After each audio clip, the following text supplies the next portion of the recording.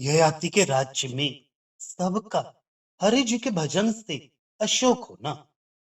तो कर्मा पिप्पल से बोले कि विष्णु, कृष्ण, हरि, राम, मुकुंद, मधुसूदन, नारायण, विष्णु रूप, नारसिंह व अच्युत, केशव, पद्मनाभ, वासुदेव, वामन, वराह, कच्छप, मत्स्य, ऋषिकेश, सुराधिप, विश्वेश, विश्वरूप, अनंत, अनघ, शुचि, पुरुष, पुष्कराक्ष, श्रीधर, श्रीपति, हरि, श्रीनिवास, पीतवास, माधव, मोक्षद व प्रभु इत्यादि नाम उच्चारण करते हुए मनुष्य सदा विचरने लगे।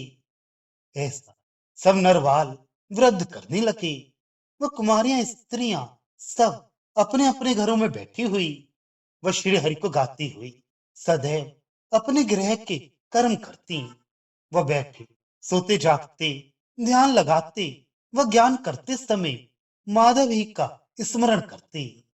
वह बालक लोग बाल क्रीड़ा करने के समय गोविंद ही को प्रणाम करते। इस तरह दिन रात्रि हरि ही का मधुर नाम कहते। हे दुस्तत्व, विष्णु का उच्चारण सर्वत्र सुनाई देता। सब मनुष्य, भूतल, देवताओं के मंदिरों में, प्रासाद, कलशों के आगे में वैष्णव प्रभाव से युक्त हो गए। जैसे सूर्य के किरण सब कहीं दिखाते हैं, वैसे ही चक्र प्रकाशित हो गए। जो भाव वैकुंठ में दिखाई देता है, वे भूतल पर दिखाई देने लगा। उस समय भूतल व विष्णु जी में कुछ अंतर ही दिखाई नहीं देता। उस महात्मा पुण्यात्मा राजा ने भूतल व विष्णु लोक की समता कर दी। नहुष के पुत्र वैष्णव ययाति राजा ने वैकुंठ व भूतल का एक ही भाव कर दिया। भूतल और विष्णु का अंतर दिखाई नहीं देता। जैसे वैकुंठ में वैष्णव लोग विष्णु भगवान का उच्चारण करते हैं, उसी प्रकार का उच्चारण मनुष्य लोग भूतल पर करने लगे। वह विप्र, दोनों लोकों के सब भाव एक ही से दिखाई देने लगे, क्योंकि भूतल पर जरा वह रोग का भय नहीं रह गया। सब मनुष्य मृत्युहीन प्रकाशित हो गए। वैकुंठ की अपेक्षा दान भोग का प्रभाव भूमि पर अधिक दिखाई देने लगा। पुत्र पौत्रादिकों का पुण्यकारी सुख मनुष्य भूतल पर अधिक देखते थे। वह अन्य भी बहुत से सांसारिक सुख मनुष्य लोग भूतल पर अधिक भोगने लगे थे। विष्णु के प्रसाद से, दान से व उपदेश से मनुष्य सब व्याधियों से हीन होकर सदैव वैष्णवी हो गए। जैसे ही राजा ने स्वर्गलोक का प्रभाव पृथ्वी पर कर दिया, 25वें वर्ष में उस महाराज ने ऐसा किया कि सब मनुष्य रोगहीन हो गए। वह ज्ञान ध्यान में परायण हो गए। वह सब यज्ञ दान में तत्पर हुए।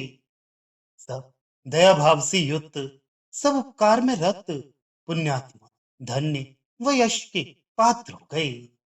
सब धर्म कर्मों में पर वह विष्णु भगवान के ध्यान में सब परायण व राजा के दिए हुए ज्ञान से सबके सब वैष्णवी हो गए। श्री विष्णु भगवान राजा वेन से बोले कि हे नृपतप्तम, उन महात्मा राजा का चरित्र सुनो। वे सब धर्म में पर वह विष्णु की भक्ति में नित्य संलग्न हुए। वह राज्य करते करते राजा को 1 लाख वर्ष पृथ्वी में बीते, परंतु शरीर ऐसा नवीन बना रहा जैसे कि 25 के वर्ष के विदित हो, शोभित होते। स्वरूप व अवस्था दोनों से 25 वर्ष की अवस्था वाले ही लगते थे। वह उन श्री विष्णु जी के प्रसाद से प्रबल और पुष्ट वैसे ही बने रहे। मनुष्य भी पृथ्वी में स्थित होकर यमराज के यहाँ नहीं जाते। वह राग द्वेष से सब रहित रहते थे। क्लेश की फंसरी से वर्जित होते, सब सुखी रहते।